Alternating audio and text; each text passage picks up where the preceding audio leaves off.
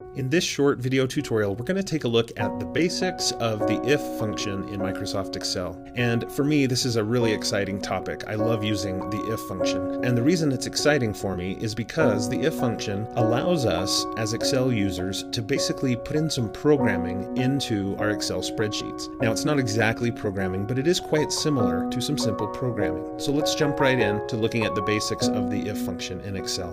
Now, what I have here is a simple spreadsheet that lists the results of the National Spanish exam for my students. Now, obviously, these aren't really my students' names. These are not really their scores. I'm aware of student privacy laws, and I would not put my real students' names and scores in a YouTube video. But let's say that these were my real students. I would like to be able to see not just the raw score that each student got, but I would also like to know whether they passed or failed just by looking here at this column. And there's a couple of different ways that we could do this, but the if function in Excel is one of my favorites. So let's look at how to do that. What I can do is just click on this cell, let's say cell D3. This is where I would like it to report whether Tom passed or failed with his score of 94. Once I'm on the cell, I can just type equals to begin writing a formula. Then I type if, and the reason I said that this is kind of like programming an Excel spreadsheet is because it reminds me of my days of learning BASIC. I don't know if anyone else learned to program in BASIC as a young person in school, but I did, and I remember the if-then statements.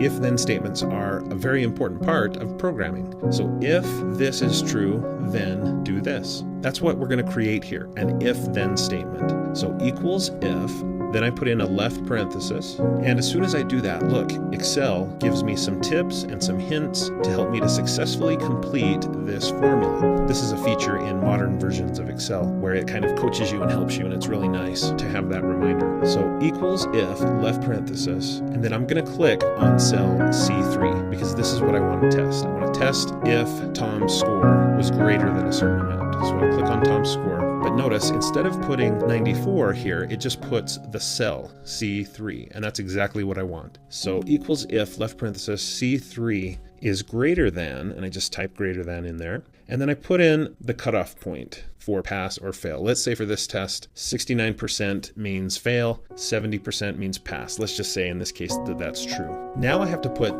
the then portion of this formula in. Now if I type then, it's not going to work. When you're writing a formula using the if function, then is denoted by the first comma. So the first comma that you type in the formula represents then. So here, again, I'm repeating myself a lot, but let's go through this. If C3 is greater than 69, then, that's what I have written here, I want to print the word pass. And by print, I don't mean print it out on a printer. I just mean print it on the screen. And so to do that, to say that you want to print, you put in quotation marks. So there's the first quote, and I did put a space there. So I put space, left quotation mark, and then I'll type the word pass, and then quotation mark.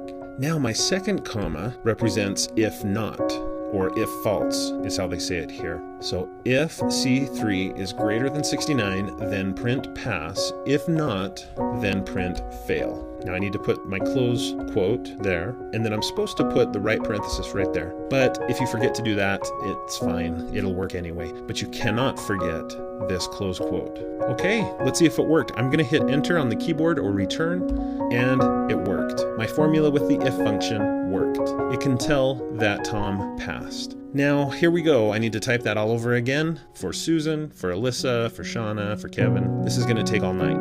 No, actually, I don't have to do that. If you've watched my other tutorials, you know that I can use the autofill handle to save me a lot of time. So I'm going to click here on pass, and then I'm going to go to the lower right corner, and if I put my mouse just exactly on that little green square, then the mouse pointer changes to a black plus sign. And that means I'm about to use the autofill handle, which in this case will copy whatever is in this cell. Okay, so here we go. Now you're probably thinking it's just going to copy the word pass all the way down, but no, that's not how it works. It's going to copy whatever is in this cell, and the word pass is not really in this cell. Look, you can see up here what's actually in the cell. That's what's going to get copied, the formula. So I'm going to click and drag and release. And look, it tells me exactly who passed and who failed based on the criteria that I put into the if formula. Okay, so there you have the basics of using the if function in Excel. There's a lot more that you can do with it, but this will help you get started, I hope. I hope that you'll continue on and watch my other Excel videos. I have several video tutorials about Microsoft Excel that I think you'll enjoy. And if you did enjoy this, please click the like button below this video.